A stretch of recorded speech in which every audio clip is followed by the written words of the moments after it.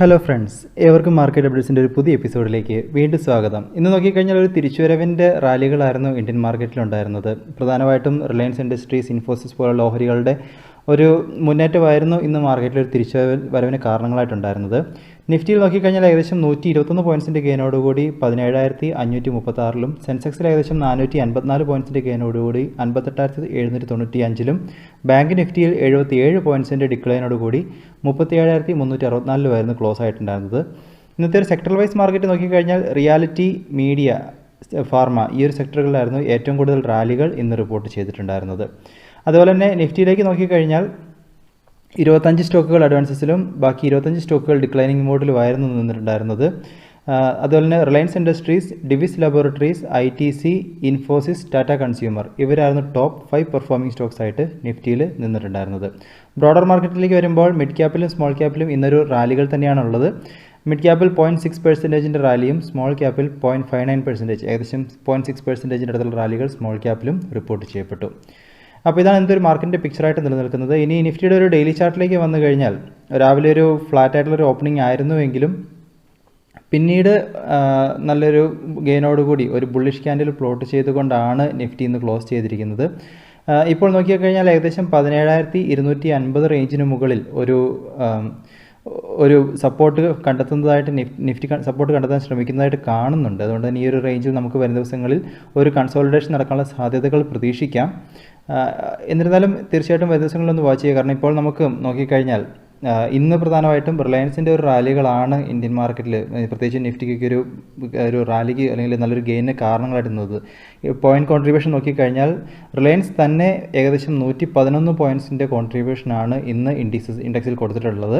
തുടർന്ന് ഇൻഫോസിസ് ഏകദേശം 20 പോയിൻറ്റ്സിൻ്റെ കോൺട്രിബ്യൂഷനും കൊടുത്തു.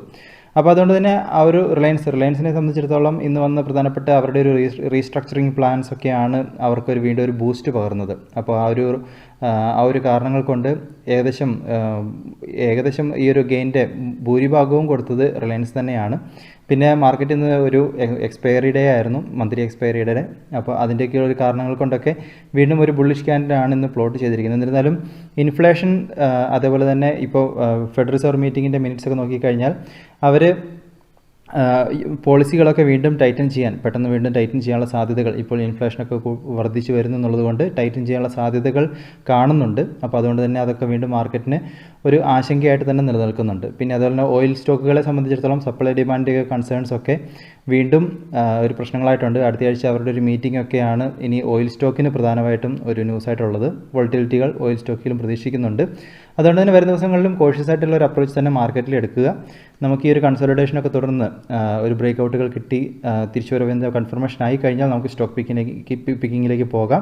അതുപോലെ തന്നെ 17,250 റേഞ്ചിലുള്ള ഒരു സപ്പോർട്ട് അത് ഹോൾഡ് ചെയ്യുന്നുണ്ട് എന്നുള്ളത് വരും ദിവസങ്ങളിലൊന്നും ഉറപ്പുവരുത്തുക. കാരണം ആ ഒരു ലെവലുകൾ ഹോൾഡ് ചെയ്തില്ല എന്നുണ്ടെങ്കിൽ വീണ്ടും നല്ലൊരു ഫാളുള്ള സാധ്യതകൾ നമ്മൾ കഴിഞ്ഞ ദിവസം പറഞ്ഞതുപോലെ വീണ്ടും നിലനിൽക്കുന്നുണ്ട്. ഇനി ഇന്ത്യൻ മാർക്കറ്റിനെ സംബന്ധിച്ചിടത്തോളം മൂഡീസ് അവരുടെ GDP എസ്റ്റിമേറ്റൊക്കെ വീണ്ടും ഇന്ത്യൻ മാർക്കറ്റിനെ സംബന്ധിച്ചിടത്തോളം എക്കണോമിക് ഔട്ട്ലുക്കും എല്ലാം തന്നെ ഒരു പോസിറ്റീവിലേക്കാണ് കാണിച്ചിരിക്കുന്നത്, ഗ്രീൻ സൈഡിലേക്കാണ് കാണിച്ചിരിക്കുന്നത്. ഫിനാൻഷ്യൽ ഇയർ 2022 നല്ലൊരു തിരിച്ചുവരവുകൾ മാർച്ച് അവസാനത്തോടുകൂടി നല്ലൊരു തിരിച്ചുവരവുകൾ ഇന്ത്യൻ എക്കോണമിയിൽ ഉണ്ടാവും എന്നുള്ളൊരു പ്രതീക്ഷകൾ അവർ പങ്കുവെച്ചത്, അല്ലെങ്കിൽ ആ ഒരു പ്രതീക്ഷകൾ അവർ കൊടുത്തത് ഇന്ത്യൻ മാർക്കറ്റിന് വീണ്ടും ഒരു ബൂസ്റ്റായിട്ട് തന്നെ നിലനിൽക്കുന്നു. ഇനി അടുത്തതായിട്ട് ബാങ്ക് നിഫ്റ്റീൻ്റെ ചാർട്ടിലേക്ക് വന്നു കഴിഞ്ഞാൽ അവിടെ ഇന്ന് ഏകദേശം 5 സ്റ്റോക്കുകളാണ് പോസിറ്റീവിലുണ്ടായിരുന്നത്, ഒരു ഗെയിനിൽ നിന്നത്. ബാക്കി 7 സ്റ്റോക്കുകളും ഡിക്ലൈനിങ് മോഡിലായിരുന്നു. ഒരു ഡോജി പോലത്തെ ഒരു പാറ്റേൺ ഫോർമേഷനാണ് ബാങ്കിങ് സെക്ടറിൽ ഉണ്ടായിട്ടുള്ളത്. നമുക്കൊരു കൺഫർമേഷൻ, ഇപ്പോൾ ഒരു റാലികളൊരു കൺഫർമേഷനും ബാങ്കിങ് സെക്ടറിലും ഇല്ല. കഴിഞ്ഞ ദിവസത്തെ ഒരു ഷൂട്ടിംഗ് സ്റ്റാർ കണക്കിലുള്ള ഒരു പാറ്റേൺ, ഇന്ന് വീണ്ടും ഒരു ഡോജി പോലത്തെ ഒരു പാറ്റേൺ ഫോർമേഷൻ. അതുകൊണ്ട് തന്നെ ഒരു ഇൻഡിസിസീവായിട്ടാണ് ബാങ്കിങ് സെക്ടറും ഇപ്പോൾ ബിഹേവ് ചെയ്യുന്നത്.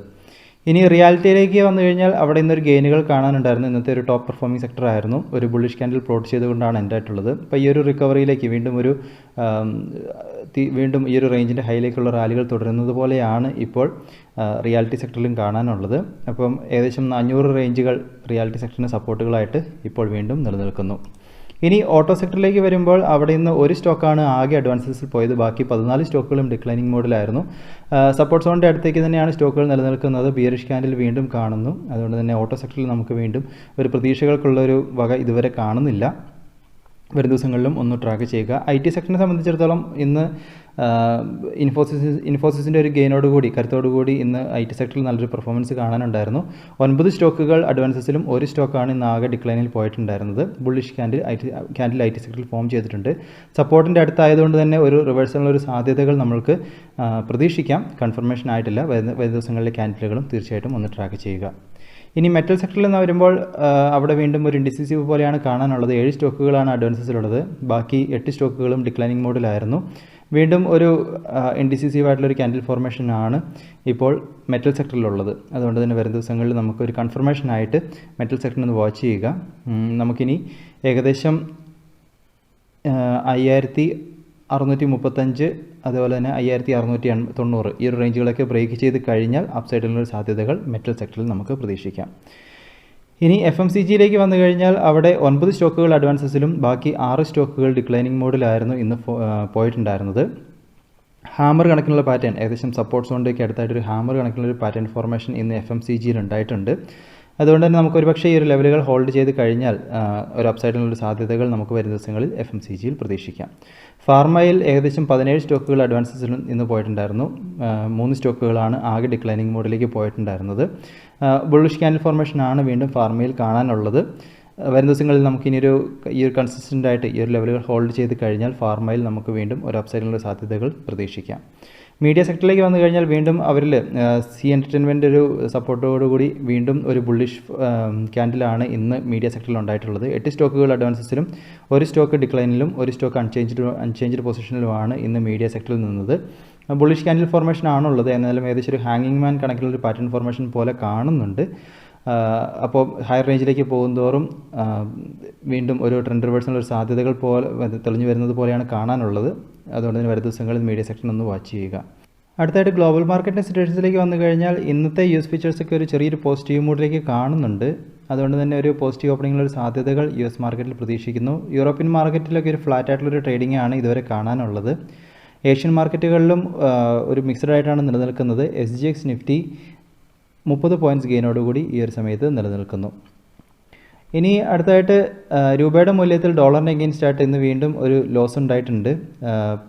12 പൈസ ഇടിഞ്ഞ് 74.51 ഇന്ന് ട്രേഡ് എൻഡ് ആയിരിക്കുന്നത്. ഇൻസ്റ്റിറ്റ്യൂഷൻ ആക്ടിവിറ്റി ശ്രദ്ധിച്ചു കഴിഞ്ഞാൽ വീണ്ടും ഫോറിൻ ഇൻസ്റ്റിറ്റ്യൂഷൻ്റെ ഭാഗത്തു നിന്ന് സെല്ലിംഗ് തുടരുകയാണ്. 2300 കോടിയുടെ നെറ്റ് വിത്ഡ്രോവൽ ഇന്ന് ക്യാഷ് മാർക്കറ്റിൽ അവരുടെ ഭാഗത്തു നിന്ന് ഉണ്ടായിട്ടുണ്ട്. ഡൊമസ്റ്റിക് ഇൻസ്റ്റിറ്റ്യൂഷൻ്റെ ഭാഗത്തു നിന്ന് 1367 കോടിയുടെ നെറ്റ് ഇൻവെസ്റ്റ്മെൻറ്റും ക്യാഷ് മാർക്കറ്റിൽ നിലനിൽക്കുന്നു. അപ്പോൾ നമുക്ക് ഇതുവരെ വീണ്ടും ഒരു സൈഡ് വേയിലേക്കാണ് ഇപ്പോഴത്തെ ഗ്ലോബൽ മാർക്കറ്റൊക്കെ സൂചിപ്പിച്ചുകൊണ്ടിരിക്കുന്നത്. തീർച്ചയായിട്ടും നാളെ രാവിലെയും കൂടെ SGX നിഫ്റ്റി ഒന്ന് വാച്ച് ചെയ്യുക. നമുക്ക് അതിനെ ബേസ് ചെയ്തുള്ളൊരു ഓപ്പണിംഗ് പ്രതീക്ഷിക്കാം. എന്നിരുന്നാലും വരും ദിവസങ്ങളിൽ ഈ ഒരു ലെവലുകളൊക്കെ വാച്ച് ചെയ്തതിന് ശേഷം നമുക്കൊരു കൺഫർമേഷൻ കിട്ടിക്കഴിഞ്ഞാൽ നമുക്ക് നിഫ്റ്റിയെ സംബന്ധിച്ചിടത്തോളം ഡിസിഷൻസിലേക്ക് പോകുന്നതായിരിക്കും സേഫായിട്ടുണ്ടാവുക. അടുത്തായിട്ട് സ്റ്റോക്കുകളെ സംബന്ധിച്ചിടത്തോളം വന്നു കഴിഞ്ഞാൽ ആദ്യം തന്നെ പേടിഎമ്മിൻ്റെ സ്റ്റോക്കിൽ കഴിഞ്ഞ 3 ദിവസങ്ങളിലൊരു റാലികൾ കണ്ടുവരുന്നുണ്ട്. അപ്പോൾ അവരുടെ ലിസ്റ്റിങ്ങിന് ശേഷം നല്ലൊരു ലോസിലേക്ക് പോയി എങ്കിലും പിന്നീട് 3 ദിവസങ്ങളായിട്ടൊരു തീർച്ചയായിട്ടുള്ളൊരു ഗെയിനുകൾ കാണാനുണ്ട്. ഇന്നൊരു ഇൻഡിസിസീവ് ആയിട്ടുള്ളൊരു പാറ്റേൺ ഫോർമേഷൻ ആണ് ഉള്ളത് എങ്കിലും ഇന്നും ഒരു ഗെയിനോട് കൂടിയായിരുന്നു എൻഡായിട്ടുണ്ടായിരുന്നത്. ഇവരെ സംബന്ധിച്ചിടത്തോളം വന്ന അപ്ഡേറ്റുകൾ നോക്കിക്കഴിഞ്ഞാൽ ഇവരുടെ ആങ്കർ ഇൻവെസ്റ്റേഴ്സ് ആയിട്ടുള്ള 2 പേര് ബ്ലാക്ക് റോക്ക് ഇങ്ക് അതേപോലെ തന്നെ Canada pension plan investment board, ഈ ഒരു 2 ആങ്കർ ഇൻവെസ്റ്റേഴ്സ് കഴിഞ്ഞ 2 ദിവസങ്ങളിലായിട്ട് ഈ ഒരു സ്റ്റോക്കിൽ നല്ലൊരു ഇൻവെസ്റ്റ്മെൻറ്റ് വീണ്ടും കൊണ്ടുവരുന്നതായിട്ട് അപ്ഡേറ്റുകളിൽ കാണിച്ചിട്ടുണ്ട്. ഒരുപക്ഷെ അതായിരിക്കണം ഈ ഒരു സ്റ്റോക്കിനെ വീണ്ടും ഒരു ഗെയിനിലേക്ക് കൊണ്ടുവന്നിട്ടുണ്ടാവുക. അപ്പോൾ വരുന്ന ദിവസങ്ങളിലും ഈ ഒരു സ്റ്റോക്കിനെ ഒന്ന് ട്രാക്ക് ചെയ്യുന്നത് നല്ലതായിരിക്കും. നിങ്ങൾക്കൊരു ലിസ്റ്റിങ്ങിലൊക്കെ ഈ ഒരു സ്റ്റോക്ക് നിങ്ങൾക്ക് അലോട്ട്മെൻറ്റ് കിട്ടിയിട്ടുണ്ടെങ്കിലൊക്കെ ഇപ്പോൾ വീണ്ടും നല്ലൊരു അറ്റ്ലീസ്റ്റ് ഒരു ഫെയർ വാല്യൂവിലേക്ക് വന്നിരിക്കുന്നതായിട്ടാണ് കാണാനുള്ളത്. തീർച്ചയായിട്ടും വരുന്ന ദിവസങ്ങളിലും ഈ ഒരു സ്റ്റോക്കിനെ ഒന്ന് ട്രാക്ക് ചെയ്യാവുന്നതാണ്. അതുപോലെ തന്നെ സി എൻ്റർടൈൻമെൻറ്റ് നമ്മൾ ഇന്നലെ പറഞ്ഞിട്ടുണ്ടായിരുന്നു. അപ്പോൾ അവരുടെ ഒരു സോണി പിക്ചേഴ്സായിട്ടുള്ള മെർജറിങ് ന്യൂസൊക്കെ അപ്പോൾ ഇന്ന് വീണ്ടും ആ ഒരു സ്റ്റോക്കിന് ഒരു ഗുണകരമായിട്ടാണ് നിന്നിട്ടുള്ളത്. ഇന്ന് വീണ്ടും അവരുടെ ഒരു പ്രീവിയസ് ഹൈഡ് അടുത്ത് വരെ സ്റ്റോക്ക് എത്തിയിട്ടുണ്ട്. എന്നിരുന്നാലും ഒരു ഹാങ്ങിങ് മാൻ കണക്കുള്ളൊരു പാറ്റേൺ ഫോർമേഷനാണ് ഇന്ന് ഫോം ചെയ്തിരിക്കുന്നത്. ബ്രേക്കൗട്ടിനുള്ളൊരു സാധ്യതകൾ ഉണ്ടായാൽ മാത്രം ഇനി നമുക്ക് റാലികൾ പ്രതീക്ഷിക്കാം. അല്ലാത്ത പക്ഷം ഈ ഒരു ക്യാൻഡിൽ റിവേഴ്സലിനുള്ള സാധ്യതകളാണ് സൂചിപ്പിക്കുന്നത്. ഇനി അടുത്തായിട്ട് പ്രധാനപ്പെട്ട അപ്ഡേറ്റുകൾ നോക്കിക്കഴിഞ്ഞാൽ ആദ്യം തന്നെ റിലയൻസ് ഇൻഡസ്ട്രീസ് അവരുടെ ഒരു അവരുടെ ഒരു റീസ്ട്രക്ചറിങ് പ്ലാനാണ് സ്റ്റോക്കിന് വീണ്ടും നല്ലൊരു ഉത്തേജനം പറഞ്ഞിട്ടുണ്ടായിരുന്നത്. അപ്പോൾ എല്ലാ ദിവസങ്ങളിലും റിലയൻസിനെ ഒരു ഫോക്കസിൽ വെക്കുന്നത് നല്ലതായിരിക്കും. ഇനി ITCയെ സംബന്ധിച്ചിടത്തോളം അവർ COVID-19 നേസൽ സ്പ്രേ അതിൻ്റെ ഒരു ഡെവലപ്മെൻ്റ് ഒക്കെ പ്രോഗ്രസ്സിലായിരുന്നു. അപ്പോൾ അവരതിൻ്റെ ക്ലിനിക്കൽ ട്രയൽ ആരംഭിച്ചതായിട്ട് ഇന്നൊരു അപ്ഡേറ്റുകൾ വന്നിട്ടുണ്ട്. ഇത് ITCക്ക് ഒരു പോസിറ്റീവ് ന്യൂസ് ആയിട്ട് നിലനിൽക്കുന്നു. ഇനി TCSനെ സംബന്ധിച്ചിടത്തോളം അവർ South 32 എന്ന് പറഞ്ഞൊരു കമ്പനിയായിട്ട് ഒരു പാർട്ട്ണർഷിപ്പിലേക്ക് വന്നിരിക്കുന്നു. South 32ൻ്റെ ഒരു ഡിജിറ്റൽ ട്രാൻസ്ഫോർമേഷനുമായിട്ട് ബന്ധപ്പെട്ടാണ് ഈ ഒരു പാർട്ണർഷിപ്പ് എന്നാണ് അപ്ഡേറ്റിൽ കാണിച്ചിരിക്കുന്നത്. അടുത്തായിട്ട് ഡിക്സൺ ടെക്നോളജീസിനെ സംബന്ധിച്ചിടത്തോളം ഒരു ഗുഡ് ന്യൂസ് വന്നിരിക്കുന്നത് ഏസർ ലാപ്ടോപ്പ് നിർമ്മാണ കമ്പനി ഏസർ അവർ domestic electronic manufacturing service firm ഇന്ത്യയിൽ ആരംഭിച്ചിരിക്കുകയാണ്. അപ്പോൾ അത് ലാപ്ടോപ്പിൻ്റെ നിർമ്മാണവുമായിട്ട് ബന്ധപ്പെട്ടാണ്. അപ്പോൾ ഇത് ഡിക്സൺ ടെക്നോളജീസിന് ഒരു ഗുഡ് ന്യൂസായിട്ട് മാറിയിട്ടുണ്ടായിരുന്നു. ഇന്ന് നല്ലൊരു ഗെയിനുകൾ തുടർന്ന് ഈ ഒരു ന്യൂസിനെ തുടർന്ന് ഡിക്സൺ ടെക്നോളജീസിലും വന്നിട്ടുണ്ട്. ഇനി നാളെ ടാഴ്സൺ പ്രൊഡക്ട്സിൻ്റെ IPO ലിസ്റ്റാവാൻ പോവുകയാണ്. ഗ്രേ മാർക്കറ്റ് പ്രീമിയത്തിലും നല്ലൊരു വർധനവ് കാണുന്നുണ്ട്. 175-180 റേഞ്ചിലാണ് ഇപ്പോൾ ഗ്രേ മാർക്കറ്റ് പ്രീമിയം റണ്ണാവുന്നത്. ഒരു ലിസ്റ്റിംഗ് ഗെയിനുള്ളൊരു സാധ്യതകൾ ഈ ഒരു IPOയിൽ കാണുന്നുണ്ട്. തീർച്ചയായിട്ടും നിങ്ങൾക്ക് അലോട്ട്മെൻറ്റുകൾ കിട്ടിയിട്ടുണ്ട് എങ്കിൽ ഈ ഒരു ന്യൂസിനെയും ഒന്ന് കൺസിഡർ ചെയ്യുക. അപ്പോൾ ഇതൊക്കെയാണെന്ന് പറയാനുള്ള പ്രധാനപ്പെട്ട അപ്ഡേറ്റുകളായിട്ടുള്ളത്. തീർച്ചയായിട്ടും ഈ പറഞ്ഞ ന്യൂസുകളും സ്റ്റോക്കുകളൊക്കെ നിങ്ങളുടെ അനാലിസിസിനായിട്ട് മാത്രം ഉപയോഗിക്കുക. കണ്ടെത്തുന്ന കാര്യങ്ങളൊക്കെ തീർച്ചയായിട്ടും ഷെയർ ചെയ്യുക. പുതിയ അപ്ഡേറ്റ്സൊക്കെ ആയിട്ട് നമുക്ക് വീണ്ടും കാണാം. അതുവരെ this is Tony signing off.